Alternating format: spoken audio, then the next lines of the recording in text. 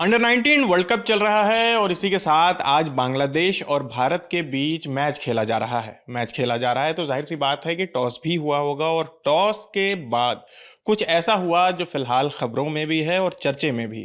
तो बात कुछ यूं है कि भारत के कप्तान आयुष महात्रे और बांग्लादेश के स्टैंड इन कप्तान जवाद अबरार, टॉस हुआ। टॉस के बाद दोनों ने हाथ नहीं मिलाया और ये बात फिर से चर्चे में है कि जो एशिया कप के बाद से इंडिया पाकिस्तान मैच में जब हाथ नहीं मिलाया गया था, उसके बाद से ये काफ़ी चर्चे में है कि उसके बाद से लगातार भारत ने जितने भी टूर्नामेंट हुए हैं पाकिस्तान के साथ और अब बांग्लादेश के साथ, ये देखा जा रहा है कि टॉस के बाद फिर से हाथ नहीं मिलाया गया है। तो इस पूरे विवाद या घटना पर जानकारी देने के लिए हमारे साथी सुकांत है। सुकांत बताएंगे कि क्या है पूरा मामला, क्या है ये नो हैंडशेक पॉलिसी और मैच में क्या चल रहा है और पूरा विवाद क्या है, कहां से इसकी शुरुआत हुई।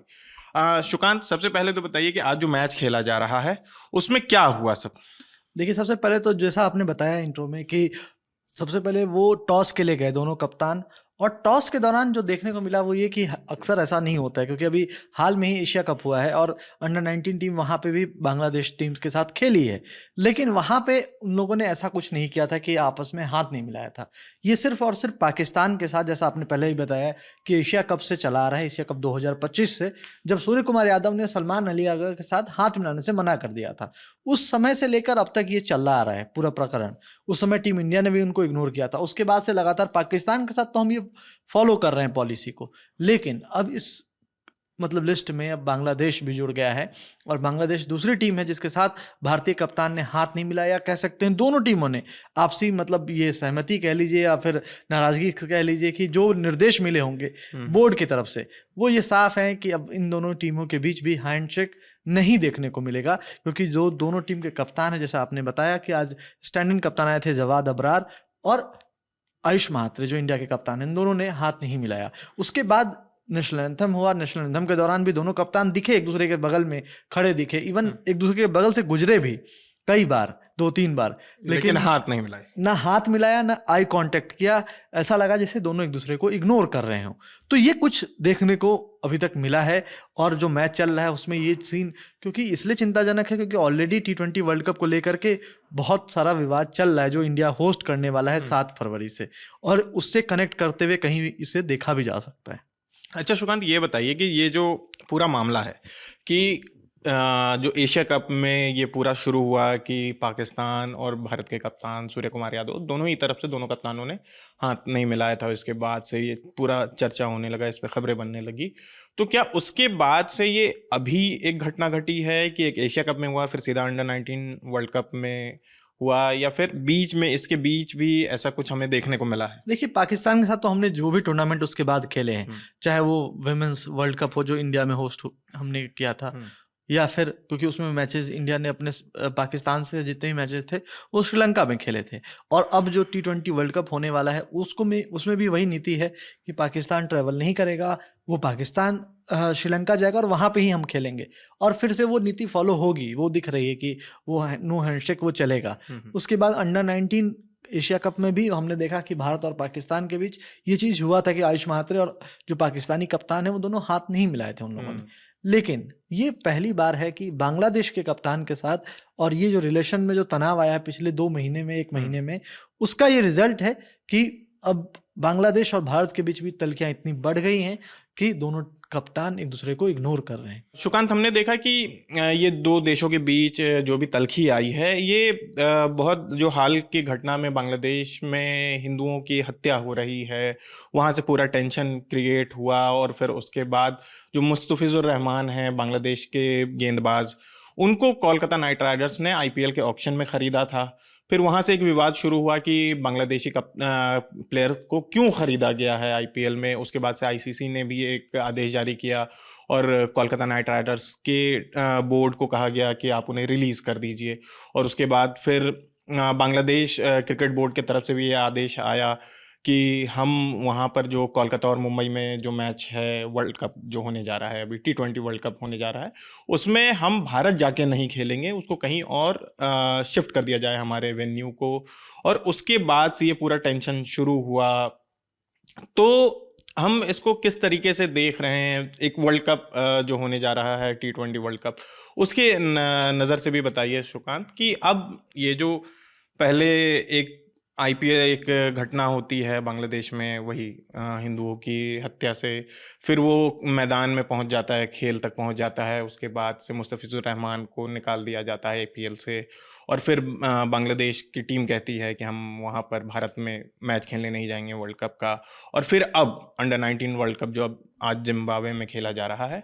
तो इसको आप कैसे देखते हैं खेल के नज़रिए से, कि ये किस तरीके से आगे देखा जा सकता है, कि क्या होगा, कि क्या आईसीसी का क्या कहना है इस पर, कि बांग्लादेश ने जो अर्जी दी थी?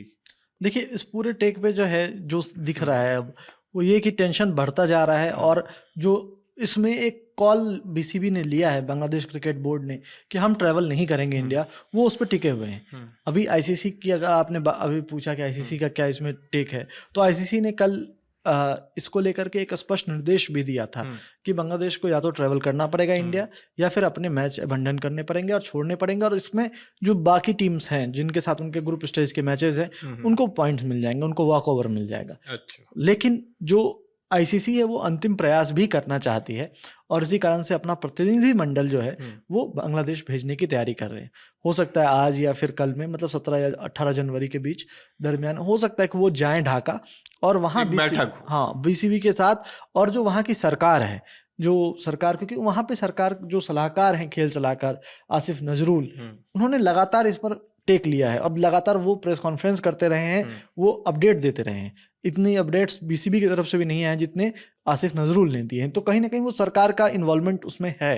तो वो इसलिए आईसीसी चाहती है कि हम सिर्फ बोर्ड से बात ना करें, वहाँ की सरकार को भी समझाने की कोशिश करें कि सिक्योरिटी कंसर्न, क्योंकि ये जो पूरा मसला है ना, वो सिक्योरिटी कंसर्न का उठा रहे। बीसीबी का कहना है कि हमारे प्लेयर्स जो है वो इंडिया में सुरक्षित नहीं होंगे, क्योंकि जो पूरा मुस्तफिजुर रहमान वाला जो पूरा मामला हुआ था, वहाँ उनका कहना है कि जब एक प्लेयर को वो सिक्योर नहीं कर सके, बीसीसीआई ये दावा नहीं कर सके कि हम सिक्योर कर पाएंगे, तो हम बाकी पूरी टीम को कैसे भेज सकते हैं। हालांकि बीसीसीआई का टेक इसमें सिक्योरिटी का नहीं था, वो बस एक कॉल था जो लिया गया था किसी और कारण से।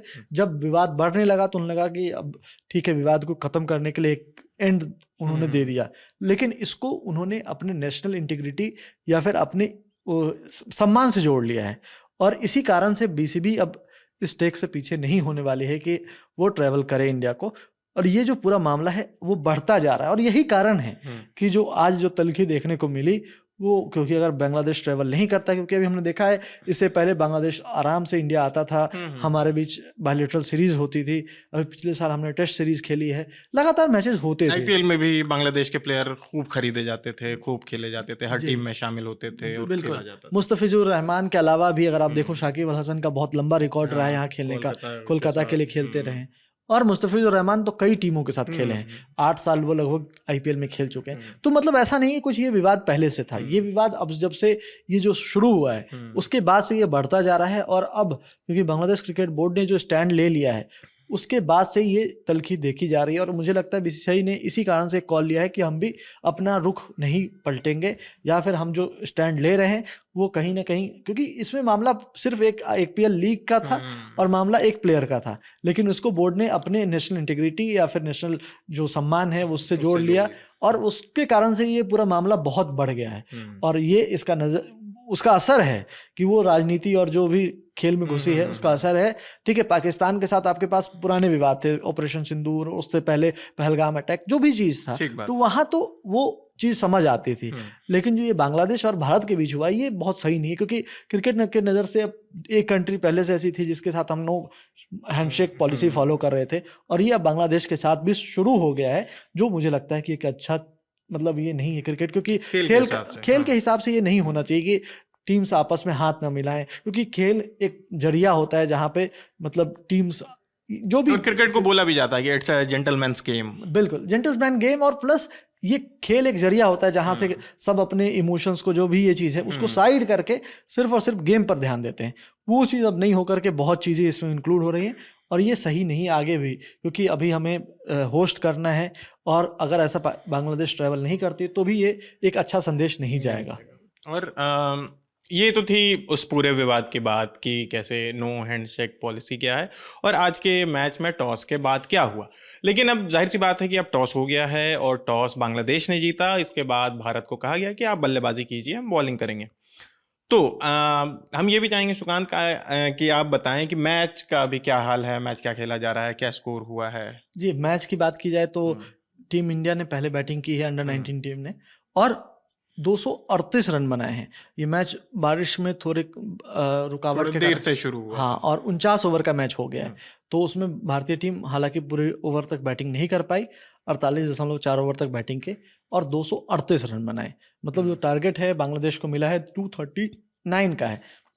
जो बड़ी बात ये है कि पिच भी थोड़ी वैसी है जहाँ पे बैटिंग करने में थोड़ी सी मुश्किल। मुश्किल है। हम्म, तो इस लिहाज से जो अभिज्ञान कुंडू जो टीम इंडिया की तरफ से हाईएस्ट स्कोरर रहे हैं, 80 रन उन्होंने बनाए, तो उन्होंने कहा कि हमें लगता है कि हमने टारगेट लिया था 230 रन यहाँ पे बनाएंगे, और उस लिहाज से मुझे लगता है कि अच्छा टोटल हमने बनाया है जो 238 रन है। अब देखते हैं आगे क्या होता है। बांग्लादेशी टीम अब बैटिंग करेगी और वो क्या करते हैं वो देखने लायक होगा। लेकिन टीम इंडिया की शुरुआत अच्छी रही थी। अमेरिका को उन्होंने हराया था 6 विकेट से, वो भी मैच डकवर्थ लुइस मेथड से ही जीता था।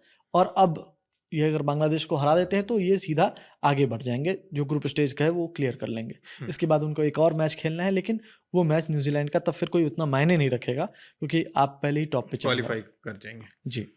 तो जाहिर सी बात है कि सुकान ने हमें बहुत अच्छे से समझाया कि ये जो पूरा नो हैंडशेक का मसला है, पूरा विवाद है, वो क्या है, कहाँ से इसकी शुरुआत हुई और फिर ये इसका आगे परिणाम क्या हो सकता है। इस बारे में भी उन्होंने बहुत अच्छे से जानकारी दी और ये भी बता दिया कि मैच में भारत ने आज कितने रन बनाए हैं। और जाहिर सी बात है कि बारिश हो गई है तो पिच ज़रूर थोड़ी तो बदलेगी, पिच गीली होगी और जाहिर सी बात है पिच गीली होगी तो जहाँ तक मेरी समझ है क्रिकेट को लेकर, तो बॉल थोड़ा रुक के फंस के आएगी तो बांग्लादेशी बैट्समैन को दिक्कत होगी। और देखते हैं इसका नतीजा क्या होता है, मैच में आखिर कौन जीतता है कौन हारता है। और क्रिकेट अनिश्चितताओं का खेल है। तो आप मैच भी देखिए और साथ ही साथ लल्लन टॉप भी देखते रहिए। मेरा नाम आसिफ है, हमारे साथ सुकांत है, कैमरे के पीछे हमारे साथी प्रशांत हैं। शुक्रिया।